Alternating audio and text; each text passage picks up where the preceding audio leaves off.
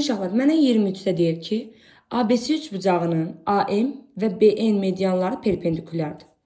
AM və BN medianlar. Bax, bu medianlar perpendikulyardır. Və K nöqtəsində kəsişirlər. Yazdıq, K nöqtəsində kəsişir. Qeyd edirik. AM 12-dir. İndi baxaq. Uşaqlar, AM 12-dirsə, yəni bizdən bütövlükdə bu medianın 12 olduğunu deyir.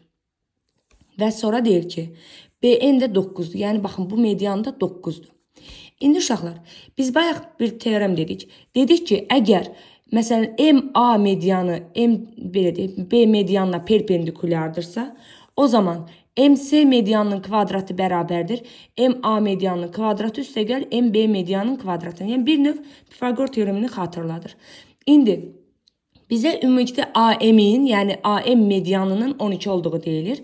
Biz bura bütövlükdə çəksəm, bax, bu tərəfi bütövlükdə çəksəm, uşaqlar, indi onu fərqli rənglə yazacağım. Yəni, baxın, bu hissəni bütövlükdə çəksəm və bura bir CL desəm, CL bizə nə olacaq? Üçüncü median, yəni MC olacaq da, MC medianı. Burada MC medianı və yaxud da CL, MC medianın kvadratı bərabərdir. 12-nin kvadratı üstəgəl 9-un kvadratı. Bu da olur 144 üstəgəl 81-dən 225 və bilirik ki, 225-dən kök nə çıxır, uşaqlar? Deməli, MC bərabər olur 15-ə. Yəni, MC bu median, hansı ki, bu digərlərini silirəm.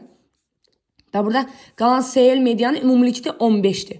Uşaqlar, biz bilirik ki, medianlar əgər bir nöqtədə kəsişirlərsə və kəsişmə nöqtəsində təpədən başlayaraq 2-nin 1-ə nisbətində bölünürlər. M də yaza bilərsiniz, K da yaza bilərsiniz, fərqi yoxdur. K yazaq. Yəni, uşaqlar, 2K üstəgəl K, 2K üstəgəl K bərabərdir 15-ə. Bütövlükdə 15-də axır, bax bu. CL.